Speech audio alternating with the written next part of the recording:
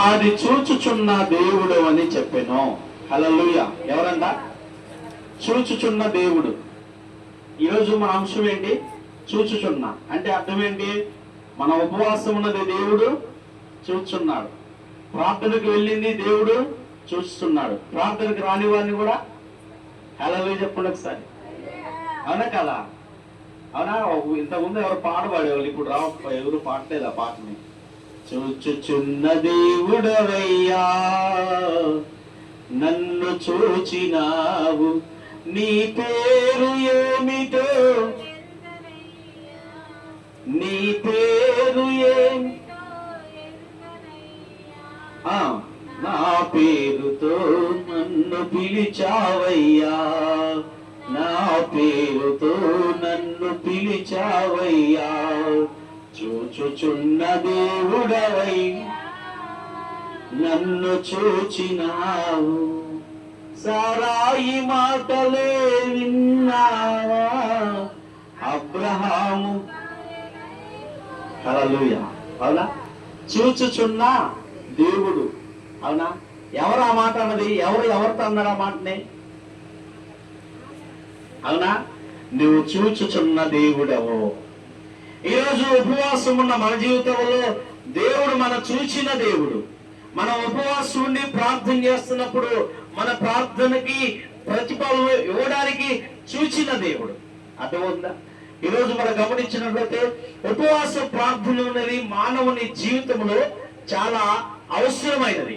ఉపవాస ప్రార్థన ఎంతగా మనం చేస్తామో అంతగా దేవుడు మన జీవితాల్లో బలపరుస్తాడు. అర్థమవుతుందా? ఈరోజు ఉపవాస ప్రార్థననే కాదు కానీ మానవుని జీవితంలో వారంలో ఒక రోజైనా ఉపవాసం ఉండాలి. ఏం చేయాలా? వారంలో ఒక రోజైనా ఉపవాసం ఉండాలి. వారంలో ఒక రోజైనా ఉపవాసం ఉంటున్నావు, చేతులు ఎత్తండి చూద్దాం. పైకనండి, ఇట్లంటే సగం అన్నట్టే. అదే కదా, వారానికి ఒక్క రోజన్నా ఉపవాసం ఉంటే దేవునికి మహిమ. మన జీవితాల్లో దేవుడు ఆనందాన్ని ఇస్తాడు. మన జీవితాల్లో మన సమస్యలకు పరిష్కారం దొరుకుతుంది. మన జీవితాల్లో మన అవసరాలను దేవుడు తీర్చగలడు. అందుకే ఈ ఉపవాస ప్రార్థన.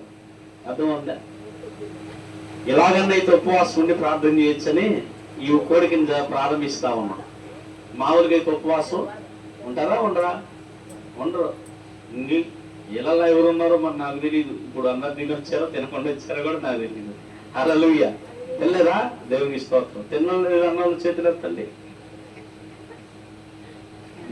దేవుడికి తిన్నదండి. ఓకే, దేవునికి స్తోత్రం. ఎక్కువ శాతం లేదు. దేవునికి స్తోత్రం. దేవుడికి మహిమ. అవునా? ఎందుకు చెప్తున్నా అంటే మనం ఉపవాసం ఉండటం వల్ల దేవుడు మన జీవితాల్ని మారుస్తాడు. మన జీవితాల్లో గొప్ప ఆశీర్వాదాన్ని ఇస్తాడు. అవునా? ఒక్క దినము ఉపవాసం ఉండటం వలన ఆ ఒక్క దిన ఆ ఉపవాస ప్రార్థనను దేవుడు ఎంతవరకు ఆశీర్వాదకరంగా మారుస్తాడంటే ఆ కుటుంబంలో రాబోయే శోధన నుంచి దేవుడు విడిపిస్తాడు. ఆ కుటుంబంలో కలగబోయే మేలును ఇంకను బలపరచడానికి సహాయకుడు ఉంటాడు ఉపవాసం ప్రార్థన వల్ల. అర్థమవుతుందా? కొన్ని కుటుంబాల్లో కొన్ని సమస్యల ద్వారా, కొన్ని బాధల ద్వారా, కొన్ని వేదనల ద్వారా, సమస్యల్లో ఆ వేదనలో జీవిస్తున్న వారు ప్రపంచంలో ఉన్నారు. ఎలాంటి ప్రార్థన ఉంటే ఆ కుటుంబంలో అలాంటి పోతాయి. కానీ ఉపవాస ప్రార్థన ఎప్పుడైతే మనం చేస్తామో, ఉపవాస ప్రార్థన ఎప్పుడైతే చేయడానికి మనం ఇష్టపడతామో అప్పుడు మన జీవితాల్లో దేవుడు గొప్ప ఆశీర్వాదం ఇస్తాడు. గట్టిగా చప్పట్లు కొట్టండి. మన జీవితాల్లో గొప్ప మేలును కలుగు చేస్తాడు. మన జీవితాల్లో అనేకమైన ఆశ్చర్య కార్యాలు జరిగిస్తాడు. అవి ఎన్నడూ కూడా కంటికి కనబడేవి కావు, చెవికి వినబడేవి కావు, హృదయానికి వచ్చు. అవునా? ఒక్కరోజు ఉపవాసం ఉంటే మధ్యాహ్నం వరకే ఉపవాసం ఉన్నానే నా పక్షం ఎంత గొప్ప కార్యం జరిగించాడని రేపు ఒక రోజు అనుకోబోయే సమయం ఉంటుంది. ఆ సమయం కొరకు మనం వేచి ఉండాలి. అవునా? ఉపవాస ప్రార్థన ద్వారా దేవుడు జీవితాల్లో ఒక్కొక్కరి జీవితాల్లో ఒక్కొక్క ఆశీర్వాదాన్ని దేవుడు అనుగ్రహిస్తున్నాడు. అయితే మనం వేచి ఉంటున్నామా? ఉపవాస ప్రార్థన ద్వారా దేవుడు ఆశ్చర్య కార్యాలు జరిగిస్తా ఉన్నాడు, బలమైన కార్యాలు జరిగిస్తా ఉన్నాడు. మనం వేచి ఉండాలి. ఎంతవరకు వేచి ఉండాలి? తొలకరి వర్షము కడవరి వర్షం కొరకు ఎలాగైతే రైతు ఎదురు చూసి కనిపెట్టుకొని అంతవరకు వేచి ఉంటాడో అంతవరకు వేచి ఉండాలి. ఈనాడు వేచి ఉండే వాళ్ళు తక్కువ. అవునా? ఏం కావాలా? ఒక్కసారి ఆశీర్వాదం కుమ్మరించబడాలి. హల్లెలూయా. అన్నా కదా? వేచి ఉంటే ఉంది. వేచి ఉన్న తర్వాత వారి కౌగిట్లు ఇద్దరు ఉన్నారు. ఒకరి మీద ఒకరు పట్టుకుంటున్నాడు. నేను ముందు అంటున్నాడు తల్లి గారు. అవునా? నేను ముందు, నేనే అని తల్లి గర్భంలో పెనుగులాడుతున్నారు. వేచి ఉన్న తర్వాతనే ఆశీర్వాదం దేవుడు ఇద్దరు గర్భఫలాన్ని ఇచ్చాడు. ఈరోజు మన జీవితంలో కూడా వేచి ఉండడం చాలా అవసరము. వేచి ఉండుట. ఆయన చూసే దేవుడు, ఆయన ఆశ్చర్య కార్యములు చేసే దేవుడు, ఆయన అద్భుత కార్యములు చేయగలిగిన వాడు. అయితే మనం వేచి ఉంటున్నామా? ఎంతవరకు వేచి ఉండాలయ్యా? ఇదేందయ్యా? ఎంతవరకు వేచి ఉండాలా? ఎంతవరకు బాధలు పడాలా? ఎంతవరకు శోధనలు పడాలా?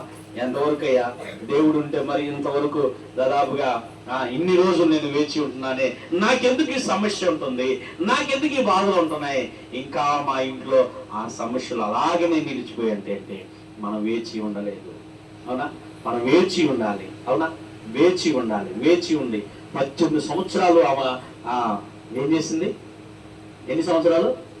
18 సంవత్సరములు ఆమె వేచి ఉన్నది. అప్పుడు తక్షణమే ఒక్క సెకండ్లోనే ఆమె రక్త ధార కట్టాను. గడిగా చప్పట్లు కొట్టండి. అవునా? అవునా? మనం ఒక ఆదివారం చెప్పుకున్నాం. ఎన్ని సంవత్సరాల నుంచి ఆమె వంగిపోయింది? అవునా? వంగిపోయిన స్థితిలో ఉంటే ఆమె జీవితాన్ని దేవుడు వంగిపోయిన స్థితిని దేవుడు చక్కగా నిలబెట్టాడు. గడిగా చప్పట్లు కొట్టండి. వంగిపోయిన దెయ్యం పట్టింది ఆమెకి. ఏ దెయ్యం? ఈనాడు చాలా మందికి ఒక అనేకమైన దెయ్యాలు పడతాయి. ప్రార్థన వాని దెయ్యం ఒకరికి ఉంటుంది. అవునా? ఈ దెయ్యాలు చాలా ఉన్నాయి. కానీ ఇవన్నిటికీ సమస్య పరిష్కారం ఏంటంటే ఉపవాస ప్రార్థన వలనే. మేమెందుకు ఆ దెయ్యముని వెళ్ళగొట్టలేకపోయినాం? మేము ఎందుకు ఆ సమస్యకు పరిష్కారం దొరకలేకపోయింది మా పట్ల అని శిష్యులు ప్రభువారిని అడిగితే ప్రభువారు అంటున్నాడు, సమస్తమును ప్రార్థన వలనే కదా. అవునా? సమస్తము దేని వలనంట? ప్రార్థన వలనే. సమస్తమును చేసే ప్రార్థన వలనే ఆ జవాబు దొరుకుతుంది. నువ్వు ఎంత వేచి ఉంటావో అంత ఆశీర్వాదం వస్తుంది. ఎంత ప్రార్థన చేస్తావో అంత ఆశీర్వాదం ఉంటుంది. ఎంతగా కనిపెట్టుకుంటావో అంతగా బలపరుస్తాడు. వేచి ఉండకుండా కనిపెట్టుకోకుండా దేవుడు మన జీవితంలో బలపరచడండి. ఈరోజు మనం వేచి ఉండేవారు ఉండాలి. దేవుడు మన దేవుడు ఎలాంటి వాడు? వేచి ఉన్న వారి జీవితంలో అధికముగా చేయగలవు యేసయ్యా. అవునా? ఏంటంట? అధికముగా చేయగలవు యేసయ్యా. అవునా? అధికముగా చేయగలిగిన వాడు మన తండ్రి. అధికముగా చేయగలిగిన వాడు ఏం చేస్తే? నెంబర్ 1, ఈరోజు 4-5 పాటలు చూపిస్తాను. 4-5 మంచి మాటలు మీకు తెలియజేస్తాను. నెంబర్ 1, చూచుచున్న దేవుడు. ఎవరైనా చూచుచున్న దేవుడు. రెండవది, చూచిన వాడు ఏం చేస్తాడు? జవాబిస్తాడు. అవునా? చూచిన వాడు ఏం చేస్తాడు? జవాబిచ్చేవాడు. మూడవది, చూచుచున్న దేవుడు ఏం చేస్తాడంట? మనకి బలమునిస్తాడు. బలమును. అవునా? చూడండి, సమూయేలు గ్రంథం చూడండి.